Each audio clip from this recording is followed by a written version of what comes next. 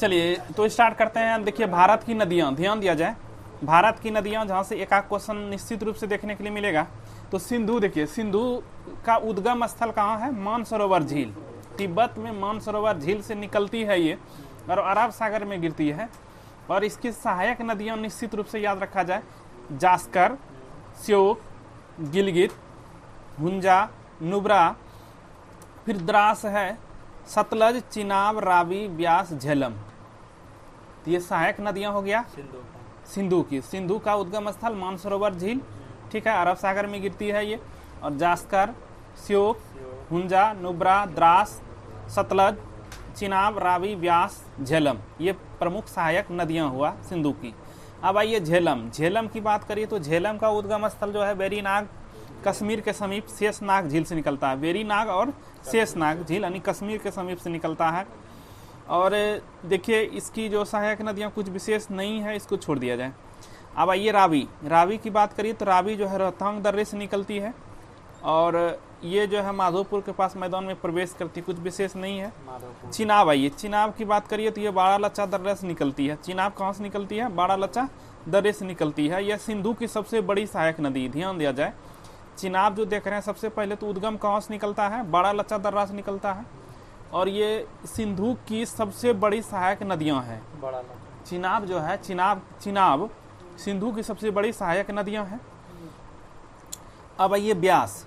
ब्यास जो है हिमाचल प्रदेश में रोहतांग दर्रे के समीप से निकलती है। ब्यास जो है, ब्यास अब कहाँ से निकलती है?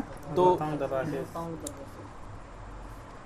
ब्यास रोहतांग दर्रा के समीप से निकलती है, ब्यास कुंड से, जो कि आज भी क्वेश्चन था। और ये देखिए ये फिर क्या होता है? ब्यास कहाँ से निकल रही है? रोहतांग दर्रे के समीप से निकल रही है और इसमें कुछ विशेष नहीं है। फिर देखिए सतलज। सतलज जो है तिब्बत में मानसरोवर झील के समीप से ही निकलती है, राकस ताल से। देखिए सतलज कहाँ से निकलती है? राकस ताल से निकलती है और ये शिवालिक पर्वत श्रृंखला को काटती हुई पंजाब में प्रवेश करती है।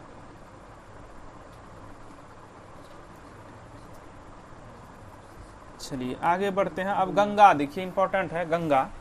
तो गंगा नदी जो है ये गंगोत्री के पास गोमुख हिमानी से निकलती है और ये बंगाल के खाड़ी में गिरती है। गंगा कहाँ गिरती है?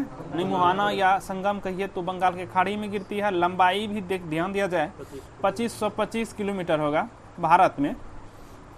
और इसकी विशेष कर देखिएगा, इसका ये सहायक नदियाँ, गंगा की सहायक नदियाँ जो हो जाएगा भागीरथी।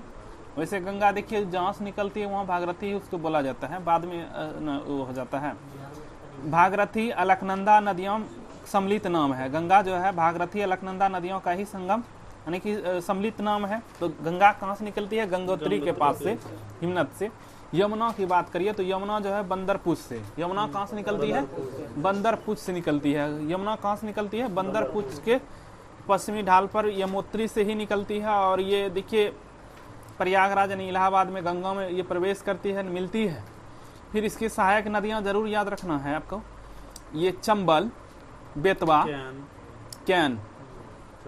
तो देखिए यमुना की सहायक नदियों में बात करिए तो चंबल, बेतवा और कैन, ये जो है यमुना की सहायक नदियां हैं।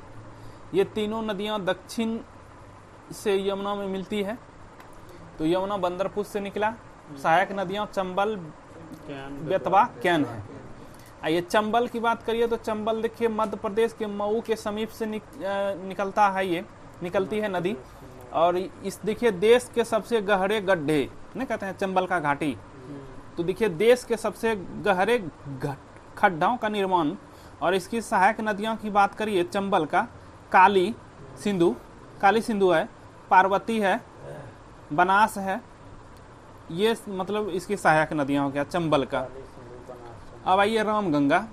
तो रामगंगा देखिए नैनीताल के समीप से हिमाचल प्रदेश श्रेणी से निकलता है और ये खोन इसकी प्रमुख सहायक नदी है। किसकी? रामगंगा की खोन प्रमुख सहायक नदी है। आइए अब देखिए शारदा को काली गंगा भी कहा जाता है और ये कुमायूं हिमालय का मिलोम हिमनद से निकलती है।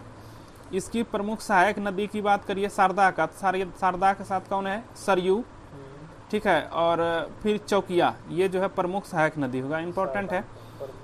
अब आइए घाघरा या करनाली या कोरोलिया, जिसको घाघरा का ही ये नाम है। तो ये देखिए नेपाल के तकलाकोट से निकलती है। और हाँ देखिएगा ये कि सारण तथा बलिया जिले के समीप गंगा में मिलती है। ये अच्छा क्वेश्चन हो जाएगा। हालांकि घाघरा जो है कहाँ मिलती है गंगा में, ठीक है, सारण, ठीक है, घाघरे तो है, घाघरा सारण और बलिया के जिले के समीप मिलता है। और फिर देखिए इसमें कुछ विशेष नहीं है। आइए गंडक देखिए नेपाल में इसको शालिग्राम व मैदानी भाग में नारायणी कहा जाता है गंडक को। ये नेपाल से ही निकलती है गंडक। और ये पटना के समीप, देखिएगा पटना के समीप गंगा में मिलती है गंडक।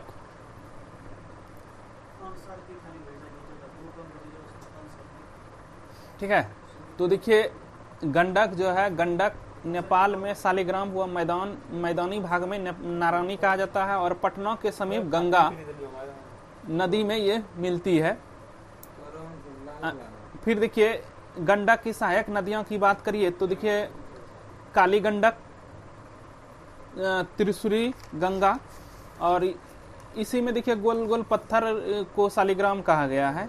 कोसी, देखिए कोसी की बात करिए तो कोसी कहाँ से निकलती है, कोसी आपका जो है, कोसी कहाँ से निकलती है, नेपाल से निकलती है। ठीक है, तो कोसी की बात करिए तो ये नेपाल से ही जो है गोसाई थाम चोटी के उत्तर से निकलती है। और कारागोला, देखिए ये भी क्वेश्चन पूछता है कि कोसी कहाँ आकर के मिलती है, कारागोला के दक्षिण पश्चिम गंगा में मिलती है। कोसी की सहायक नदियां याद रखना है। और देखिए कोसी की मुख्य धारा को अरुणा नदी भी कहेंगे। फिर देखिए सहायक नदियों की बात करिए, चारू, सून कोसी, देखिए तमूर कोसी, इंद्रावती, दूध कोसी, भट्ट कोसी, तंबा कोसी, यानी सब ये सब दूध कोसी, भट्ट कोसी, तंबा कोसी, ये सब जो है कोसी की सहायक नदियां हैं। बेतवा की बात करिए तो मध्य प्रदेश के रायसीन जिले से ये निकलती है। फिर देखिए यहाँ कुछ विशेष नहीं है। इसमें सोन की बात करिए, अच्छा क्वेश्चन है ये। सोन जो है अमरकंटक की पहाड़ी से निकलती है, पटना के समीप गंगा में मिलती है। ये सोन कहाँ मिलती है, पटना के समीप गंगा में मिलती है। अब आइए ब्रह्मपुत्र की बात करिए, तिब्बत में सांगपो तथा अरुणाचल प्रदेश में दिहांग, यानी कि ब्रह्मपुत्र को जो है तिब्बत में क्या कहिएगा, सांगपो, और जो है अरुणाचल प्रदेश में इसको दिहांग कहिएगा ब्रह्मपुत्र को। और ब्रह्मपुत्र जो है तिब्बत में मानसरोवर झील से ही 80 किलोमीटर दूरी पर स्थित चेमयुंगडुंग हिमानी से निकलती है और ये बंगाल खाड़ी में ही गिर रही है। इसकी प्रमुख नदियां की बात करिए, सहायक नदियों की बात करिए तो दिबांग, लोहित, कामेंग, सुमनगिरी। देखिए ये क्वेश्चन भी पीएससी पूछा हुआ है सुमनगिरी वाला, सुमनगिरी किसकी सहायक नदियां था, ब्रह्मपुत्र। मानस, ठीक है, और पिथुमारी, और पगलडिया है, पगलडिया है, ये सब जो है किसकी, ब्रह्मपुत्र की सहायक नदियां हैं। आइए नर्मदा की बात करिए तो देखिए नर्मदा जो है विद्य सतपुड़ा पर्वत के मध्य से होकर गुजरती है और ये नर्मदा जो है अमरकंटक से ही निकलती है, नमक स्थान से निकलती है नर्मदा। और देखिए नर्मदा जो है जबलपुर के भेड़ाघाट के समीप कपिलधारा धुआंधार जलप्रपात का निर्माण करता है। यानी कि धुआंधार जलप्रपात किस नदी पर है, आपका नर्मदा पे ही है, और जल का निर्माण करता है। डेल्टा के बजाय एस्चुरी बनाती है, काफी इंपॉर्टेंट है। डेल्टा के बजाय क्या बनाती है, एस्चुरी बनाती है, यह विभंस घाटी से होकर बहती है। आइए ताप्ती की बात करिए तो ताप्ती बैतूल मध्य प्रदेश से ही निकलती है और डेल्टा के बजाय ये भी एस्चुरी बनाती है। यानी नर्मदा और ताप्ती जो है क्या बनाती है, एस्चुरी बनाती है। क्वेश्चन एकदम पूछा हुआ है। और पूर्णा इसकी सहायक नदी है, किसका, ताप्ती का। महानदी की बात करिए तो देखिए महानदी की बात करिए तो ये भी छत्तीसगढ़ के रायपुर जिले से सिंघभा, ये क्वेश्चन भी इधर आया था कि सिंघभा से निकलती है महानदी छत्तीसगढ़ के। और इसकी सहायक नदियां की बात करिए ब्राह्मणी, बैतरनी सहायक नदियां हैं और तेल भी शायद है इसकी महानदी का। अब देखिए छिपरा की बात करिए तो देखिए छिपरा इंदौर जिले के काकरी बरडी नामक जिले से निकलती है, कुछ विशेष नहीं है। और हाँ ये चीज है, देखिए इसी की इसके किनारे यानी छिपरा के किनारे ही उज्जैन का विख्यात महाकालेश्वर मंदिर है, जहाँ प्रति 12वें वर्ष पर यानी कि कुंभ मेला लगता है। आइए माही की बात करिए तो माही देखिए मध्य प्रदेश से ही निकलती है और ये कर्क रेखा को 2 बार काटती है। अच्छा क्वेश्चन है ये।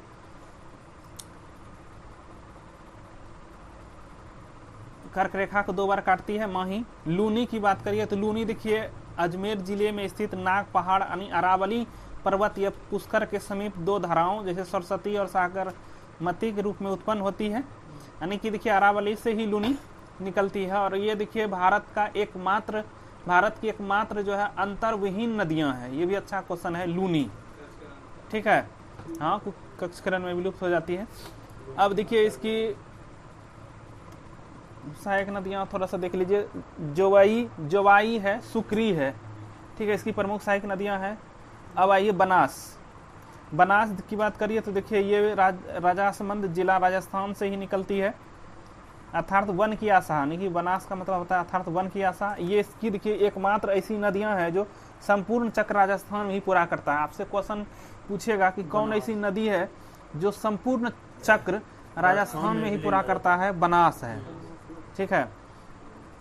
अब आइए बाण गंगा बैराग की पहाड़ी से निकलती है, कुछ विशेष नहीं है। कृष्णा इंपॉर्टेंट है, देखिएगा कृष्णा जो है इंपॉर्टेंट इसलिए है कि कृष्णा जो है महाबलेश्वर के पश्चिमी घाट पहाड़ से निकलती है और बंगाल खाड़ी में कृष्णा गिरती है। और फिर देखिए इसकी प्रमुख सहायक नदियां इंपॉर्टेंट है। भीमा, तुंगभद्रा, ठीक है, भीमा, तुंगभद्रा, मूसी, अमरावती, कोयना, पंचगंगा, दूध गंगा, घाट प्रभा, माल प्रभा। ऐसे भी सोच सकते हैं कृष्ण भगवान क्या दूध पीते हैं ना, तो दूध गंगा हो जाएगा, पंचगंगा हो जाएगा, घाट प्रभा, माल प्रभा, और भीमा, तुंगभद्रा और मूसी, ये सभी जो है कृष्ण भगवान की कृष्णा की सहायक नदियां हैं।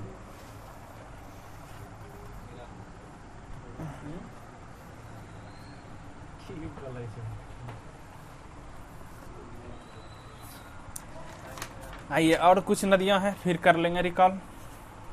अब देखिए गोदावरी की बात करिए तो गोदावरी नासिक जिले के त्र्यंबक गांव यानी कि पहाड़ी से प्रायद्वीपीय भारत की सबसे लंबी नदी है। ये कहिएगा गोदावरी जो है प्रायद्वीपीय भारत की सबसे लंबी नदी है, ठीक है, और ये बंगाल के खाड़ी में गिरती है। प्रायद्वीपीय भारत की सबसे बड़ी व लंबी नदी गोदावरी है।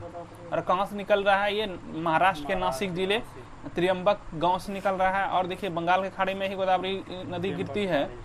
इसे देखिए बिर्द गंगा, ध्यान दिया जाए, गोदावरी को बिर्द गंगा या दक्षिण गंगा भी कहा जाता है।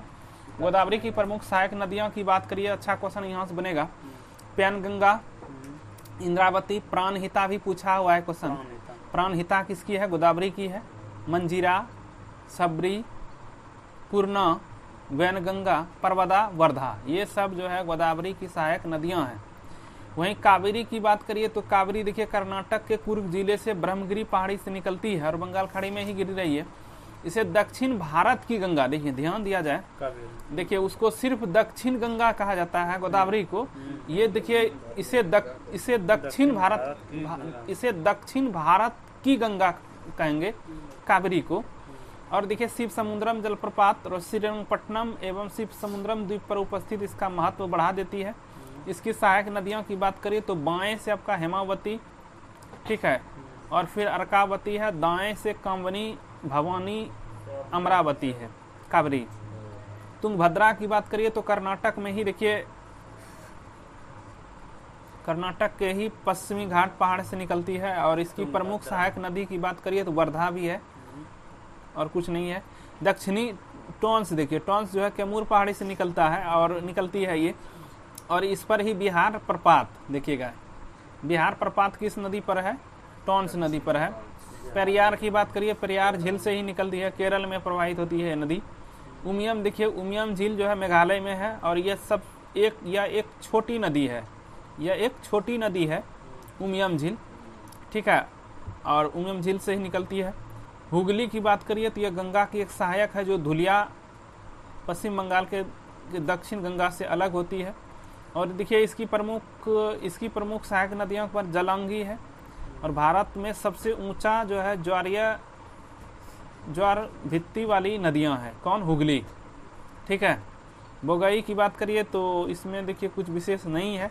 पंचनद, देखिए ध्यान दिया जाए, पंचनद नाम पंजाब की 5 नदियां मुख्यतः है, जैसे सतलज, ब्यास, रावी, चिनाब, झेलम।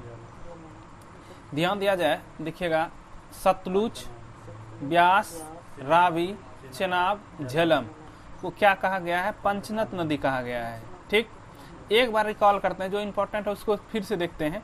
तो पंचनद नदियां पंजाब की 5 भूमि नदी है, 5 मुख्य भूमि नदी, मुख्य नदियां हैं, जैसे सतलुज, ब्यास, रावी, चिनाब, झेलम। ठीक, उमियम झील कहाँ है? उमियम नदी जो है उमियम झील से ही निकलती है, ये एक छोटी नदी है और मेघालय में है। टॉन्स, देखिए टॉन्स की बात करिए तो कैमूर पहाड़ी से निकल रहा है, बिहार प्रपात इसी पर है।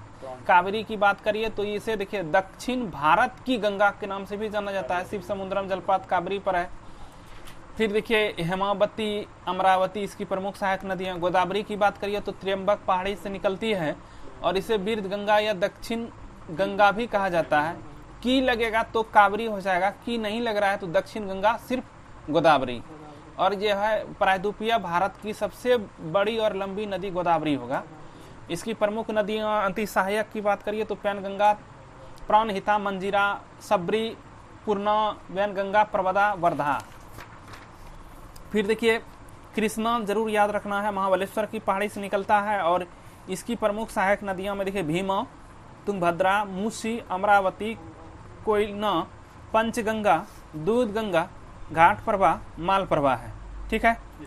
अब देखिए बनास की बात करिए तो बनास जो है कि इसको वन की आशा कहिएगा, और ये ऐसा नदी है जो कि मात्र राजस्थान में ही संपूर्ण चक्कर लगाती है। क्लियर। अब देखिए लूनी की बात करिए तो ये भी भारत की एकमात्र ऐसी नदी जो अंतर्भिन्न नदी है, जो यानी कि एक जगह यानी कि कक्ष किरण में जो है कि विलुप्त हो जाती है। माही की बात करिए तो कर्क रेखा को 2 बार काटती है, ये मध्य प्रदेश से निकल रही है। छिपरा की बात करिए तो यहाँ देखिए उज्जैन जो है छिपरा नदी पे ही किनारे है, महाकालेश्वर मंदिर। फिर देखिए महानदी की बात करिए, छत्तीसगढ़ के सिंहभास के समीप से निकलता है। और महानदी का प्रमुख सहायक नदी की बात करिए ब्राह्मणी, वैतरणी सहायक नदियां हैं। नर्मदा की बात करिए तो देखिए नर्मदा और ताप्ती जरूर याद रखिएगा, ये जो है ऐश्वरी ये जो है डेल्टा के बजाय ऐश्वरी बनाती है। कौन? नर्मदा और ताप्ती। ठीक है। और फिर आइए ब्रह्मपुत्र की बात करिए तो ब्रह्मपुत्र जो है तिब्बत में इसको संगपो, अरुणाचल प्रदेश में दिहांग, नाम चेंज हो जाता है, और ये तिब्बत मानसरोवर से ही निकलती है। इसकी प्रमुख सहायक नदी दिबांग, लोहित, कामेंग, सुमनगिरी, मानस, ठीक है, पगलडिया, ये सारे यानी कि इसकी सहायक नदियां हैं। सोन की बात करिए तो अमरकंटक पहाड़ी से निकल रही है, पटना इसमें गंगा में मिलती है। फिर देखिए कोसी जरूर याद रखिएगा, गोसाई थान चोटी के से उत्तर से निकल रहा है, ये काराकोला दक्षिण पश्चिम गंगा में मिलता है। और इसकी प्रमुख सहायक नदी की बात करिए तो यारुई, सुन कोसी, तामुर कोसी, इंद्रावती, लीखू, दूध कोसी, भट्ट कोसी और तंबा कोसी, सभी ये कोसी की सहायक नदियां हैं। गंडक की बात करिए तो नेपाल में इसको शालिग्राम कहिएगा, और ये पटना के समीप गंगा में मिलती है। इसकी प्रमुख सहायक नदी की बात करिए तो इसमें कुछ विशेष नहीं है वैसे, और इसमें लेकिन गोल गोल पत्थर मिलता है, इसी को शालिग्राम कहा गया है। घाघरा की बात करिए तो ये देखिए नेपाल से ही निकलती है, सारण, बलिया में जो है गंगा में मिलती है। और राम गंगा की बात करिए तो ये नैनीताल से ही निकल रहा है। खोन इसकी प्रमुख सहायक नदियां हैं। चंबल की बात करिए तो देखिए चंबल मध्य प्रदेश से निकल रहा है और देश में सबसे गहरे खड्डों का निर्माण करता है। इसकी प्रमुख नदियां जो है सहायक नदियां काली सिंधु, पार्वती और बनास, ये सारी नदियां हैं। यमुना की बात करिए तो बंदरपूछ है, और ये प्रयागराज इलाहाबाद से निकलती है। और चंबल, बेतवा तथा कैन, ये नदियां यमुना में मिलती है। गंगा की बात करिए तो गंगोत्री से निकल रहा है, और गोमुख हिमानी से, और भारत में इसकी लंबाई 2525 है। और गंगा, भागीरथी एवं अलकनंदा नदियों के नाम से इसको जानते हैं। सतलज की बात करिए तो सतलज देखिए आपका तिब्बत मानसरोवर से ही निकल रही है। फिर ब्यास की बात करिए तो रोहतांग दर्रा से निकल रही है। चिनाब से बात करिए तो बड़ा लच्छा दर्रा से निकल रहा है, और सिंधु की सबसे बड़ी सहायक नदियां चिनाब। फिर देखिए सिंधु, हाँ ठीक तो है, सिंधु की सबसे बड़ी सहायक नदियां चिनाब ही है। ठीक है। रावी देखिए रोहतांग दर्रा से निकल रहा है, और जो है कि झेलम की बात करिए तो बेरीनाग यानी शेषनाग झील से निकलती है, और सिंधु जो है मानसरोवर झील के ही सोनोवख्या बाबा हिमनद से निकलता है। और सिंधु की भी जो है नदी सहायक नदियां जस्कर, श्योक, गिलगित, हुंजा, नुब्रा और द्रास, सतलज, चिनाब, रावी, ब्यास और झेलम है। आइए बढ़ते हैं थोड़ा सा, देखिए और नदी खत्म कर देते हैं। तो देखिए उत्तराखंड के उत्तर काशी से जिले से यानी कि 3900 मीटर की ऊंचाई पर से गोमुख से गंगोत्री हिमानी गंगा में उद्गम स्रोत है, जहां इसे भागीरथी के नाम से जाना जाता है।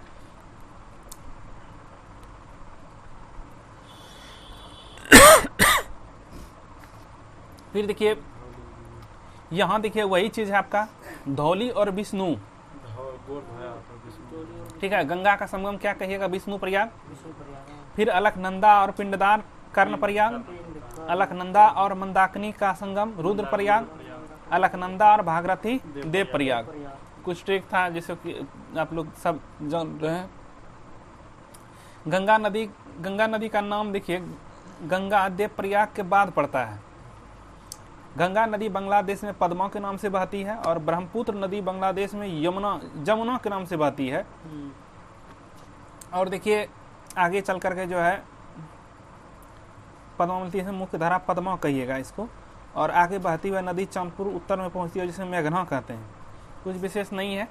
ब्रह्मपुत्र नदी की बात करिए तो ये देखिए चम युंग डुंग हिमनद से निकलती है, और तिब्बत में इसे जो है संगपो कहिएगा, और अरुणाचल प्रदेश में इसको दिहांग, असम में ब्रह्मपुत्र। ठीक है, किसको, ब्रह्मपुत्र को। वहीं चंबल नदी की बात करिए तो देखिए चंबल नदी राजस्थान की एकमात्र ऐसी नदी है जो सालों भर बहती है।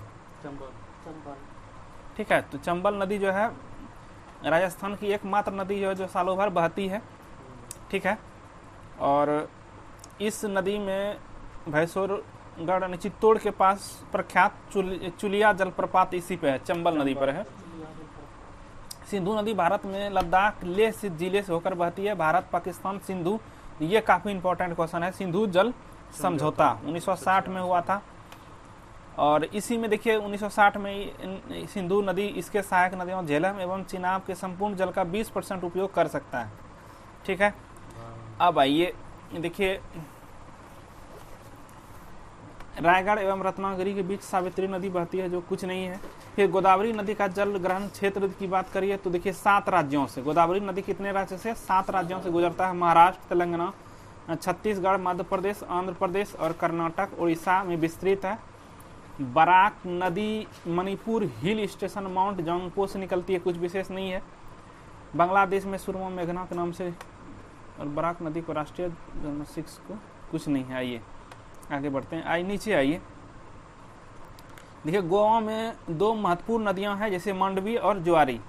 मांडवी नदी कर्नाटक के पश्चिमी घाट ढलानों में उत्पन्न होती है। केरल की सबसे बड़ी नदी की बात करिए भरतपुझा है, अन्नामलाई पहाड़ियों से निकलती है और पोनानी के नाम से जानी जाती है। पेरियार केरल की दूसरी सबसे बड़ी नदी है, याद रखा जाए।